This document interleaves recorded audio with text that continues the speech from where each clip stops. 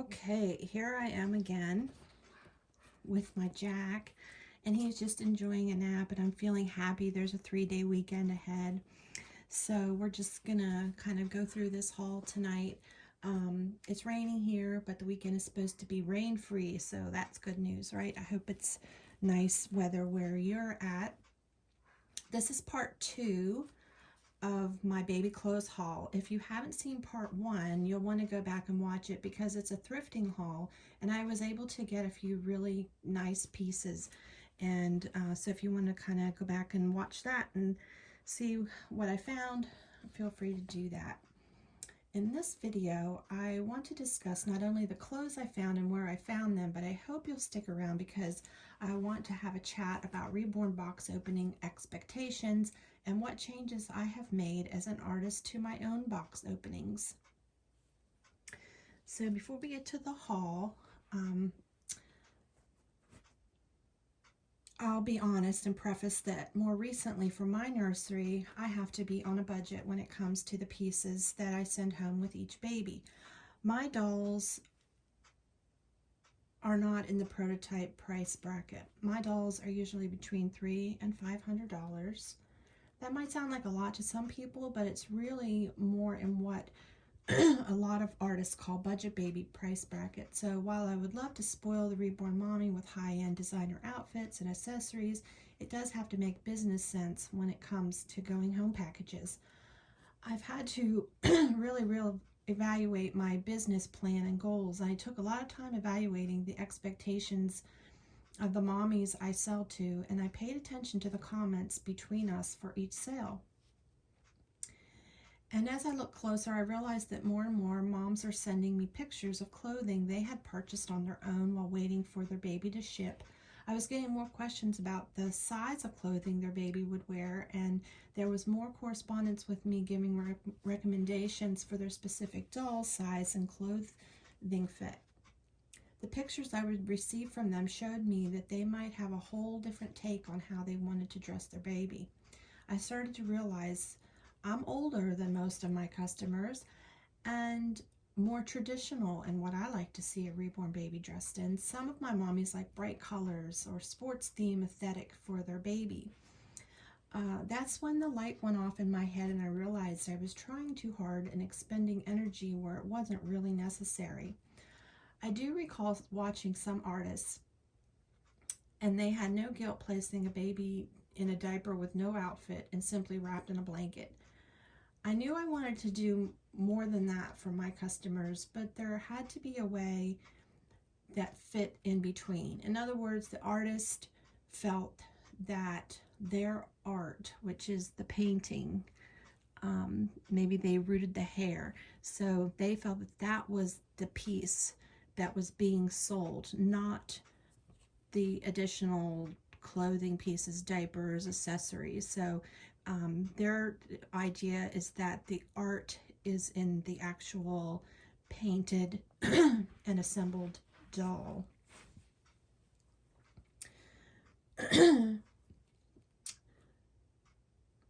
But I knew I wanted to do more than that for my customers, but there had to be a way that fit in between. I concluded that for me, what was most important is that my baby presents well upon the customer's first impression.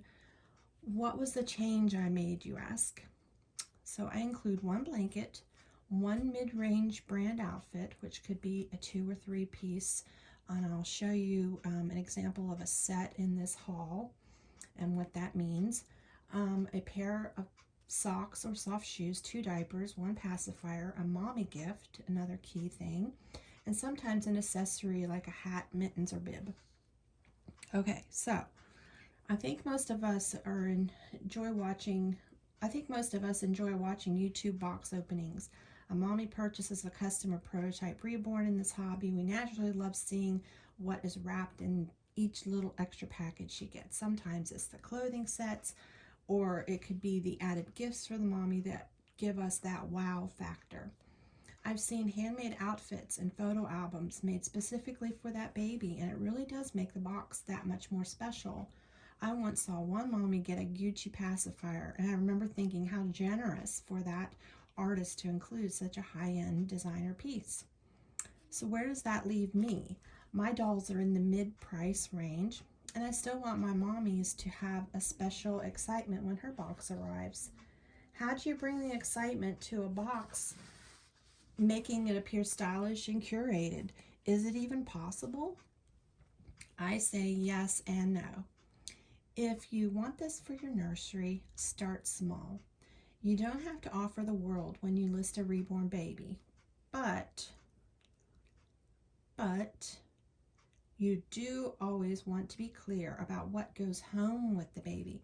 I think a lot of us take photos of our dolls using various props that could be an outfit or a stuffed animal, maybe a bottle, or even a baby bed or basket. So I have Jack laying here. He's in a cute little, actually it's 3 pieces because he has an undershirt, and then he's got his little H&M 2-piece outfit. He's laying here with Mr. Giraffe, and he has a couple different layered pieces here as far as blankets, and he ultimately is laying, if you can see, he's laying in a Moses basket. Am I going to be sending all of this to Mommy? No, not all of this goes home with Jack. So we want to be clear on the listing what goes home and what does not. So what I do is I put a disclaimer on the listing naming each individual item that does not go home with the baby. Otherwise, the buyer can easily assume that everything they see in the picture is what they get in their box opening. This can be an easy way to divert confusion. I had one mommy buy several reborns from me within a short period of time, and she was a lovely lady, and she had two little girls, real little girls, and she was asking me about the outfits that I had some of the babies photographed in, and they were just little prop outfits. And what customers don't always understand is that prop, when you say the word prop, it evokes, to me, it evokes the idea that it's very made very easily. It's very thin as far as fabric, or it's just the illusion of something nicer. And she wanted one of the prop outfits, and I had, went through the messaging and explained to her that this is just a prop outfit. It looks cuter than it really is. It's not really, the back, for instance, on this one particular outfit, the whole back was open on it, so that wouldn't work on a soft body baby that didn't have a whole torso, a vinyl torso. But anyway, she was persistent, and she really liked this one outfit. It did have a cute little hair bow, and so I was able to, I think I actually gave her one of the prop outfits, and then gave her the link to where she could purchase the other ones if she wanted them. So there are ways around, there are ways to make your customers happy, even though you're not actually giving them the actual item that they're asking for. You can give them the link or tell them the brand. I always appreciate that when I watch YouTube videos and maybe someone's doing a haul of some kind of clothing, and I always like to know the brand that they're showing, and then the sizing as well. So that could be like someone that I want to purchase clothing for myself or an accessory for myself, and want to kind of see what size the person on YouTube that's talking about how big they are compared to my sizing, and I can kind of get an eye for, okay, what size do I need to purchase in this product. And it works for the dolls as well. Like you might be introduced to a brand new a brand that you've never heard of before. I've had that happen so many times. Like, okay, I've never heard of this brand, and the Reborn mommy just says it, like she has more than one piece of their clothing, and it's so great. And then I kind of I'm able to look on the website and kind of assess for myself if it's a brand that I can work with their pricing, or if it's just too much over my budgeted allotment for each doll. You get what I'm saying, I hope. Okay, so I feel like as a reborn artist, I have so many jobs to do besides painting the actual doll. When I'm out shopping, I always do a quick scan in the baby section of the store to see if there's any sales on clothing. I'm always looking for blankets or accessories. I've trained my eye to focus on what would present itself well to my brand, and I usually have a baby in mind for it at the time. So right now I have two dolls that are available for adoption. I know it's not too many, so normally I might have 5 or 6, but I just have these two precious little dolls um, who are left here in the nursery, and I'm trying to um, find mommies for. And Kale by Olga Auer, he's one of them. And so Kale is a smaller size newborn. In fact, Kale is, as far as length, he's about the same length as Jack, but as far as his features, he's more petite and smaller. His head is smaller, his limbs are smaller. So he really, I don't know that he would fit. I don't want to say that he would fit preemie size, but in like an H&M brand or brand that's known to run larger, he could definitely wear preemie. Otherwise, he'd be a small newborn. And I don't always know when I say that to a mommy, when they ask me what size clothing should I get, and I say a small newborn, and I'm not sure that even clicks. What does that mean? But I don't know. I just always grew up like knowing in my size how brands would fit me. And so I would, I can always equate, okay, this brand A, their clothes always run big, so I can be true to size or buy a size smaller. You see this all the time on the TV networks that sell clothing and sell, um, well, let's just say clothing for now. So you kind of, when you watch shows like that, you kind of get the idea of how sizing works within the garment community. Sidetracked, sorry. So, um, I think I'll have to do a whole video on how I pack a baby um, that's going to be shipped to her new mommy, because the whole thing, and I want to have time to show you the clothes that I recently purchased outside of the haul that I'm going to do today. But choosing clothing that meets your brand's expectation, when people, I have a lot of repeat customers, to tell you the truth, and it's like really important to me that there's consistency in every box opening.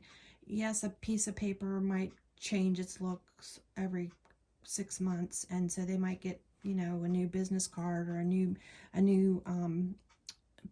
piece about my nursery, but for the most part, my customers know what to expect when they open the box.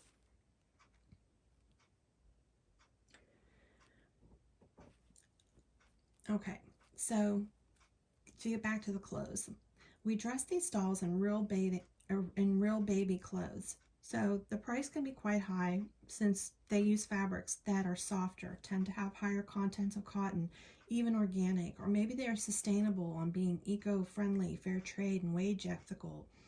The list goes on and on when it comes to the baby clothes. It's a whole entity in and of itself.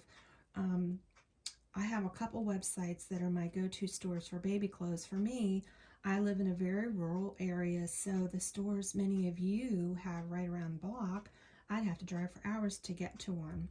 So one of my favorite websites I like to buy from is H&M, and I've been mentioning that Jack is wearing an H&M outfit.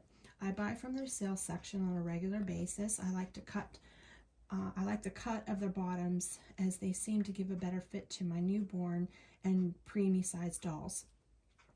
They have this unique way that they make these little, actually Jack's in a one-piece jumper, so I can't really show you with this, but I'll have to put a link to what I'm talking about. But just the bow, there's kind of like a bow-leggedness to So there's more fabric here in the center for, I guess, diaper purposes, and then it so the bow then narrows at the leg, but this whole chunky section, front and back, and so it really gives a nice fit to the Reborn dolls, in my opinion.